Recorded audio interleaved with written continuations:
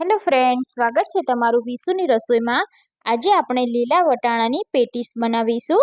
અત્યારે શિયાળામાં ભરપૂર પ્રમાણમાં લીલા વટાણા આવે છે, એટલે આપણે લીલા વટાણા ખાવાનું પસંદ કરતા હોય તો અલગ અલગ રીતે આપણે આ રીતે બનાવી અને ખાશું તો ખાવાની ખૂબ જ મજા આવશે। તો ચાલો જોઈ લઈએ લીલા વટાણામાંથી આ પેટીસ કેવી રીતે બનાવવી। જો વિડીયો ગમે તો વિડીયોને લાઇક શેર જરૂરથી કરજો। તો લીલા વટાણાની પેટીસ બનાવવા માટે મેં અહીંયા 1 કપ જેટલા લીલા વટાણા લીધા છે। તો વટાણાને આપણે આ રીતે છાલ ઉતારી અને લઈ લેવાના છે। હવે આપણે મિક્સર જારમાં તેને ક્રશ કરી દઈશું। તો આ રીતે આપણે તેને અચકચરા ક્રશ કરી દેવાના છે। હવે આપણે એક પેનમાં 2 ચમચી તેલ લેવાનું છે। તો હવે આપણે તેમાં 1 ચમચી જીરું એડ કરી દઈશું અને અડધી ચમચી આપણે વરિયાળીના દાણા એડ કરી દઈશું। 1 ચમચી આપણે તલ એડ કરી દેવાના છે। ચપટી જેટલી આપણે હિંગ એડ કરી દઈશું। અહીંયા મેં આદુ અને મરચાંની પેસ્ટ કરી લીધી છે, તો આપણે તે પણ એડ કરી દઈશું। અહીંયા આપણે લસણનો ઉપયોગ નથી કર્યો, તો આદુ અને મરચાંને તેલમાં સરસ રીતે આપણે સોતે કરી લેવાના છે। તો હવે જે આપણે વટાણાને ક્રશ કરીને રાખ્યા છે તે બધા જ આપણે આમાં એડ કરી દેવાના છે। જો તમારે આ પેટીસ વધારે ક્વોન્ટિટીમાં બનાવવાની હોય તો તમે અહીંયા વટાણાનું પ્રમાણ વધારી શકો છો। તો અહીંયા મેં બધા જ વટાણાને એડ કરી દીધા છે અને સરસ રીતે આપણે મિક્સ કરી લેવાનું છે। હવે આપણે આ મિશ્રણમાં મસાલા કરીશું। તો મેં અહીંયા અડધી ચમચી જેટલું મીઠું એડ કર્યું છે, અડધી ચમચી આમચૂર પાવડર અને અડધી ચમચીથી પણ ઓછો ગરમ મસાલો આપણે 6 થી 7 આપણે દ્રાક્ષ એડ કરી દઈશું। 1 ચમચી આપણે બુરુ ખાંડ એડ કરીશું અને 1 ચમચી આપણે કોપરાની છીણ એડ કરીશું। હવે આપણે બધું સરસ રીતે મિક્સ કરી લઈશું। અહીંયા આપણે બુરુ ખાંડ અને કોપરાની છીણ એડ કરી છે, જેથી આ સ્ટફિંગનું ટેસ્ટ ખૂબ જ સરસ આવશે। તો બધો જ મસાલો સરસ રીતે મસાલા સાથે ભળી જાય એ રીતે આપણે મિક્સ કરી લેવાનું છે। મસાલો અહીંયા સરસ રીતે મિક્સ થઈ ગયો છે। હવે લીલા ધાણા એડ કરી આપણે ગેસની ફ્લેમને બંધ કરી દેવાની છે અને આ મસાલાને આપણે ઠંડો થાય ત્યાં સુધી તેને રાહ જોવાની છે। તો અહીંયા આપણો મસાલો ઠંડો થાય ત્યાં સુધી આપણે પેટીસના બહારના લેયરનું આપણે સ્ટફિંગ બનાવી લઈશું। તો મેં અહીંયા એના માટે 4 થી 5 નંગ જેટલા બટેકાને બાફી લીધા છે। તો બટેકાને આપણે છાલ ઉતારી આ રીતે ખમણીની મદદથી ખમણી લેવાના છે।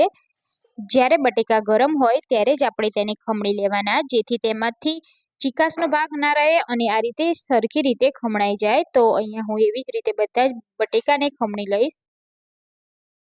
તો હવે આપણે આમાં 1/4 કપ જેટલો બ્રેડ ક્રમ્સ એડ કરીશું અને 2 ચમચી જેટલો આપણે ચોખાનો લોટ એડ કરીશું। સાથે આપણે 1 ચમચી આપણે ચણાનો લોટ એડ કરીશું। અહીંયા ચણાના લોટનું પ્રમાણ થોડું ઓછું રાખવાનું। આપણે સ્વાદ મુજબ મીઠું એડ કરી દઈશું। 1 ચમચી આપણે ચીલી ફ્લેક્સ એડ કરી દઈશું અને બધું સરસ રીતે મિક્સ કરી દઈશું। અહીંયા આપણું બહારના લેયર માટેનું મિશ્રણ રેડી થઈ ગયું છે। તો હવે જે આપણે વટાણાનું સ્ટફિંગ બનાવ્યું છે તે પણ ઠંડુ થઈ ગયું છે। તો આપણે તેમાંથી નાની નાની સાઇઝના બોલ્સ બનાવવાના છે। તો હાથેથી આ રીતે આપણે જેમ લડ્ડુ બનાવીએ છીએ તેમ જ આપણે આ બોલ્સને બનાવી દઈશું અને આપણે એક પ્લેટમાં રાખી દઈશું। એવી જ રીતે આપણે બધા મિશ્રણમાંથી આ રીતના બોલ્સ બનાવી અને તૈયાર કરી દઈશું। તો અહીંયા આપણા બોલ્સ પણ તૈયાર થઈ ગયા છે। હવે આપણે તેમાંથી પેટીસ બનાવવાનું શરૂ કરીએ। તો આ રીતનું આપણે એક રોટલી સાઈઝનું ગુલ્લું લઈ લેવાનું છે, એને આપણે હાથેથી આ રીતે વણી લેવાનું છે। તો હાથેથી આપણે પૂરી જેટલો શેપ આપી દેવાનો છે।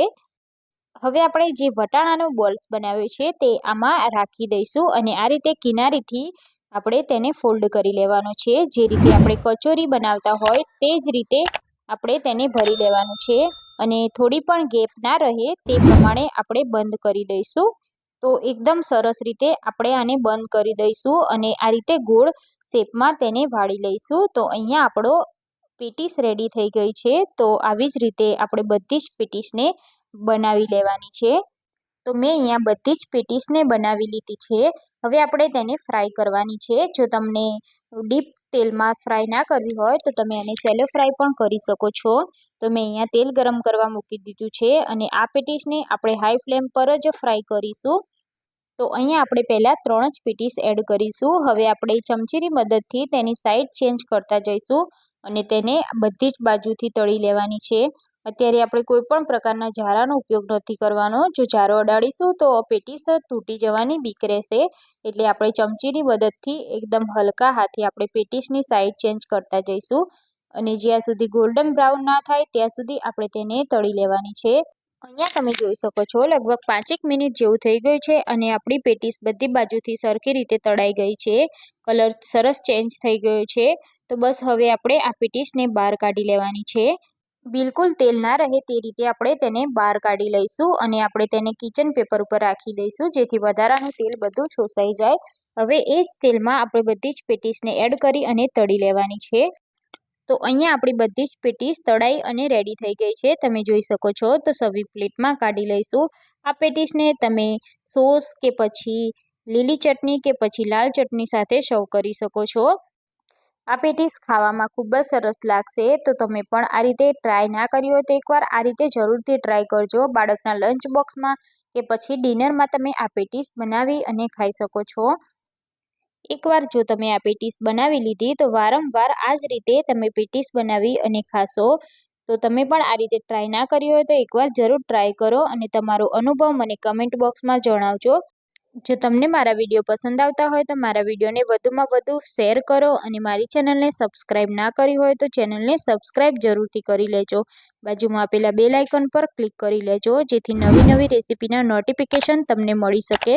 ફરી મળીશું ફ્રેન્ડ નવી રેસીપી સાથે. જય શ્રી કૃષ્ણ.